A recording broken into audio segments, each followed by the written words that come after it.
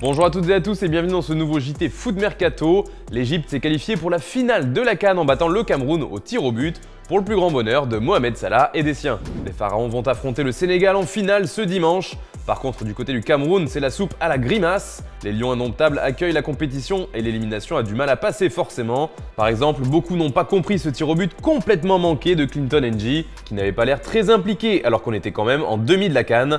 Sur Twitter, beaucoup se sont moqués de sa désinvolture et de sa technique pas toujours très académique. On vous propose une petite sélection. Merci à QSR qui nous a donné une idée de la frappe complètement ratée de N'Jie, parce que désolé mais on n'a pas les droits. On a aussi Drôle de Foot qui rappelle la drôle de statue à côté du stade Yaoundé. Et enfin Iskandar qui nous remet ce classique. Je vous laisse écouter. Tu es le joueur le plus nul de la planète que j'ai jamais vu passer ici. Nul! Tu es trop nul! Tactiquement, techniquement, même des choix, je ne sais pas où te mettre. Les supporters du Cameroun sont un peu dégoûtés et on les comprend, mais il n'y a pas que de leur côté que le ton monte, et oui, chez les joueurs aussi, ça commence à chauffer. C'est le cas de Vincent Aboubakar qui l'avait très mauvaise après le coup de sifflet final. Ce soir, chacun voulait montrer ce dont il est capable. Le football, ça ne ment pas. Chaque fois qu'on joue collectivement, on gagne. Chaque fois que chacun essaye de faire ce qu'il veut, on passe à côté. Le résultat est là aujourd'hui, c'est ça le problème, chacun pense à lui et ça nique tout, malheureusement, c'est ça.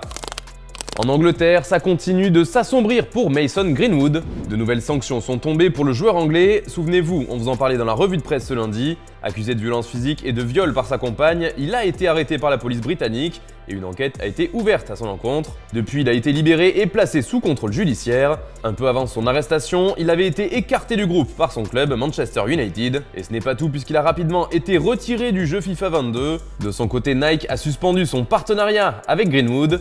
Et aujourd'hui, on apprend que son nom a tout simplement été supprimé de la boutique en ligne de Manchester United. Les recherches amènent directement à une page vierge. Les Red Devils ont aussi communiqué par mail à leurs supporters qu'ils pourraient échanger gratuitement tout maillot floqué à son nom contre celui d'un autre joueur de l'effectif.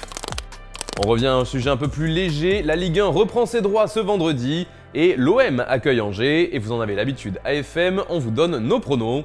Antoine voit bien un match nul un partout, mais Stéphane et moi on penche plutôt pour une victoire de l'OM.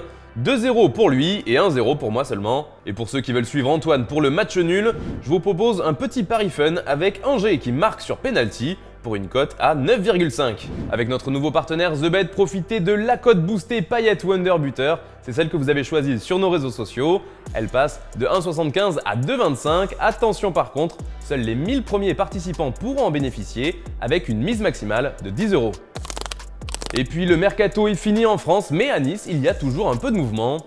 Les Aiglons viennent de vendre 2 joueurs puisque le FC Bâle a levé les options d'achat incluses dans les prêts d'Andy Pelmar et de Dan Ndoye.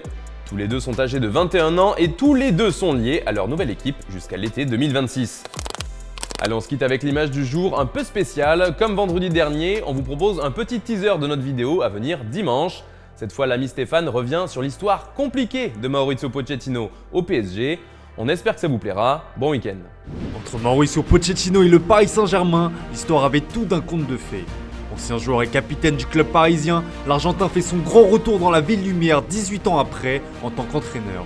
Mais la magie n'opère pas. Entre communication crispante, identité de jeu inexistante et rumeurs de départ persistantes, l'entraîneur argentin ne fait déjà plus l'unanimité. Retour sur l'histoire d'amour controversée entre le PSG et Mauricio Pochettino.